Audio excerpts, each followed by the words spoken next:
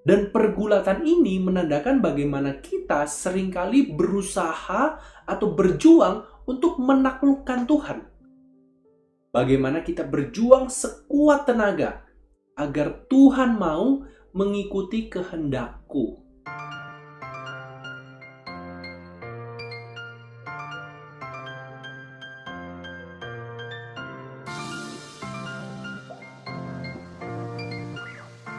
Shalom, selamat bergabung kembali di channel YouTube Jejak Kudus bersama dengan saya Wis. Dalam 2 video sebelum ini, aku telah membahas soal pantang dan puasa. Bagaimana caramu memilih pantang yang benar dan apa yang harus kamu lakukan kalau pantangmu gagal atau bolong-bolong. Jika kamu belum menonton video-video tersebut, linknya sudah ada aku siapkan di bagian deskripsi video ini. Nah, agar semakin melengkapi masa prapaskahmu, dalam video kali ini aku ingin mengajak teman-teman semua untuk membahas tentang doa. Karena doa dan pantang dan puasa adalah 2 buah sayap yang akan membawamu naik dan bertumbuh dalam kekudusan. Sebelum kita lanjut lebih dalam lagi, aku ingin meminta waktu teman-teman sebentar saja untuk menekan tombol like di video ini.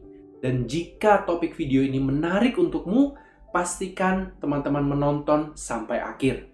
Karena dengan menonton sampai akhir, kamu akan belajar sesuatu yang sangat indah, yang akan memperkaya masa prapaskahmu, dan kamu juga akan membantu mengaktifasi algoritma YouTube untuk semakin menyebarkan video ini. Oh ya, aku juga ingin berterima kasih kepada Mas Doni Ferdian dari akun Instagram Baik TV yang sudah memberikan kaos keren orang baik ini. Semoga semakin sering menggunakan kaos ini, aku bisa benar-benar menjadi orang yang baik. Terima kasih Mas Doni. Oke, sekarang kita kembali lagi ke video ini di mana aku ingin mengajak teman-teman semua untuk melihat dan menganalisa sebuah pertandingan gulat. Nah, tapi ini bukan pergulatan yang biasa, karena ini adalah pergulatan antara manusia dengan Tuhan. Dan dari pergulatan ini, kita akan belajar bagaimana cara kita harus berdoa. Kisah selengkapnya ada di bagian deskripsi atau teman-teman bisa baca sendiri juga nanti di dalam Kitab Kejadian bab 32 ayat 23 sampai 32. Kisah tentang pergulatan Yakub dengan seorang sosok yang tidak ia kenali sepanjang malam. Sebagai background singkat tentang kisah Yakub dan Esau, teman-teman pasti sudah familiar sekali dengan ceritanya di mana Yakub mengelabui Ishak ayahnya untuk memberikan berkat yang seharusnya diberikan kepada Esau sebagai putra sulung. Lalu Yakub melarikan diri ke rumah saudara ibunya dan tinggal di sana sampai kemarahan Esau mereda. Beberapa waktu kemudian Allah menyuruh Yakub untuk pulang ke rumah. Dan di dalam perjalanan pulangnya ini, Yakub mengirim utusannya untuk berjalan lebih dulu dan mengabarkan kepada Esau akan kedatangannya. Lalu utusan itu kembali kepada Yakub dan mengabarkan bahwa Esau sedang berjalan bersama 400 orang untuk bertemu dengan Yakub. Mendengar hal itu, Yakub menjadi takut. Jangan-jangan Esau datang untuk membunuhnya. Oleh karena itu, Yakub sekali lagi menyusun rencana yang cerdik untuk menyelamatkan dirinya. Ia mengumpulkan semua ternak yang dia miliki lalu membaginya dalam beberapa kelompok dan menyuruh budak-budaknya untuk berjalan terlebih dulu membawa ternak-ternak ini sebagai persembahan kepada Esau. Yakub tinggal sendirian di paling belakang dan pada saat itulah ada seseorang yang bergulat dengannya sampai fajar menyingsing. Penulis kitab Kejadian tidak memberikan identitas atau deskripsi yang detail tentang siapakah orang ini. Hanya tertulis mereka bergulat sampai pagi. Meski pergulatan ini berlangsung sepanjang malam, tidak banyak yang tertulis di dalam kitab Kejadian. Dan jika kita membacanya secara sepintas, sepertinya orang yang tidak dikenal ini mengalami kesulitan untuk mengalahkan Yakub. Sampai-sampai ketika fajar menyingsing, orang itu meminta agar Yakub melepaskannya, membiarkannya pergi. Yakub sepertinya akan memenangkan pergulatan ini. Namun yang mengherankan adalah jawaban Yakub kepada orang itu. Yakub berkata, Aku tidak akan membiarkan engkau pergi jika engkau tidak memberkati aku. Yakub yang telah menipu untuk menerima berkat dari ayahnya, sekarang sekali lagi berusaha untuk dengan kekuatannya meminta berkat dari orang yang tidak ia kenali ini. Paus Emeritus Benediktus ke-16 menjelaskan bahwa disinilah pergulatan itu berbalik arah. Yakub yang tampaknya sedang berada di atas angin meminta orang ini untuk memberikannya berkat. Namun orang itu tidak serta-merta langsung memberikan berkat itu kepada Yakub. Namun ia bertanya, "Siapakah namamu?" Bapak Paus Emeritus Benediktus ke-16 menerangkan bahwa dalam konteks biblis, nama seseorang itu menandakan realita yang terdalam dari orang tersebut. Dan mengetahui nama seseorang berarti memiliki kuasa atas orang tersebut. Oleh karena itu, ketika Yakub menjawab dan memberikan namanya, hal ini menunjukkan bahwa Yakub menyerah. Dengan menyebutkan namanya, Yakub menjadi vulnerable karena ia menunjukkan siapakah dirinya sebenarnya. Nama Yakub dalam bahasa Ibrani memiliki dua arti. Yang pertama, dia yang memegang atau yang menahan tumit Esau kakaknya saat dilahirkan. Lalu arti yang kedua adalah dia yang menggantikan Esau untuk menerima berkat dengan menipu ayah mereka. Oleh karena itu, dengan memberikan namanya, Yakub sedang menunjukkan identitas dirinya yang sebenarnya, yaitu sebagai seorang penipu. Yakub seakan tidak lagi berusaha untuk lari, untuk menyelamatkan diri dengan kekuatan atau kecerdikannya. Sebaliknya, Yakub menyerahkan dirinya apa adanya ke tangan musuhnya. Namun disinilah paradoks dalam pergulatan ini. Karena justru dengan menunjukkan kelemahan dan menyerahkan dirinya, Yakub menjadi menang.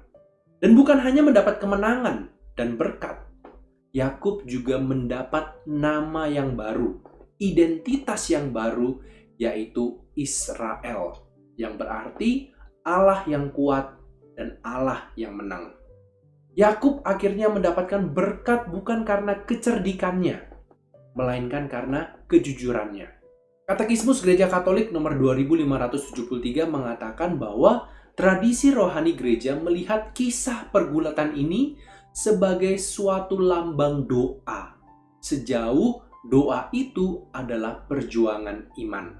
Sosok yang misterius ini bukanlah untuk menampilkan Tuhan sebagai seorang musuh yang tidak dikenal, tetapi sebagai Allah yang kebijaksanaannya, yang rencananya tidak akan pernah bisa kamu pahami sepenuhnya. Dan pergulatan ini menandakan bagaimana kita seringkali berusaha atau berjuang untuk menaklukkan Tuhan. Bagaimana kita berjuang sekuat tenaga agar Tuhan mau mengikuti kehendakku. Padahal kemenangan dalam doa pada akhirnya bisa kita raih justru dengan menyadari kelemahan diri kita dan mempercayakan diri kita yang lemah ini ke dalam tangan Tuhan yang Maha Rahim. Dalam pergulatan Yakub, dengan mengalah, Yakub menang. Namun Yakub menang karena identitasnya yang baru, yaitu Israel. Allah yang kuat, Allah yang menang. Jadi kemenangan doa adalah ketika kita tidak lagi mengandalkan kekuatan atau perbuatan kita sendiri, namun bergantung pada Allah yang kuat dan Allah yang menang. Bagaimanakah kehidupan doamu selama ini? Apakah kamu pernah atau sering mengalami pergulatan ini? Jika kamu berkenan, bagikanlah di bagian komentar pengalamanmu dan bagaimana caramu mengatasi hal ini. Satu hal yang pasti adalah jangan berkecil hati, karena pergulatan ini pertama-tama adalah tanda bahwa kamu masih berjuang dan tanda bahwa kamu masih berada dekat dengan Tuhan. Aku berharap semoga video singkat dan sederhana ini bisa memberikan sedikit inspirasi dan berguna untuk mempersiapkan kamu memasuki babak selanjutnya dalam pergulatan doamu, khususnya di masa Prapaskah ini. Dan video tentang doa berikutnya jika sudah tayang nanti, bisa kamu lihat melalui link yang ada di bagian pojok kanan atas layar Anda. Jika kamu belajar sesuatu dari video ini dan kamu merasa video ini bisa membantu saudara atau sahabatmu, aku mohon dukunganmu untuk membagikan link video ini kepada mereka. Dan aku juga ingin mengingatkan sekali lagi, jika kamu belum subscribe, tolong segera tekan tombol subscribe dan ikon loncengnya agar kamu tidak ketinggalan video-video kami berikutnya. Dan jika kamu ingin membaca e-book gratis dari Jejak Kudus, silakan kunjungi website kami di www.jejakkudus.com. Ada banyak e-book yang bisa teman-teman baca dan ada beberapa secara khusus bertemakan masa Prapaskah. Jadi ini adalah waktu yang sangat tepat untuk membacanya. Seperti biasa, kita akan mengakhiri video ini dengan berdoa bersama kepada Santo Yosef, Bapa Rohani dan pelindung kita. Dalam nama Bapa dan Putra dan Roh Kudus. Amin. O Santo Yosef terkasih, sahabat dan pelindung kami semua, penjaga Yesus dan semua yang memohon pertolonganmu. Engkau mulia karena menerima dari Allah rahmat yang dimohon umat manusia melalui perantaraanmu. Sudilah kiranya meneruskan doaku ini, lindungilah semua keluarga agar hidup dalam harmoni, kesatuan, iman, dan cinta seperti keluarga kudus di Nazaret.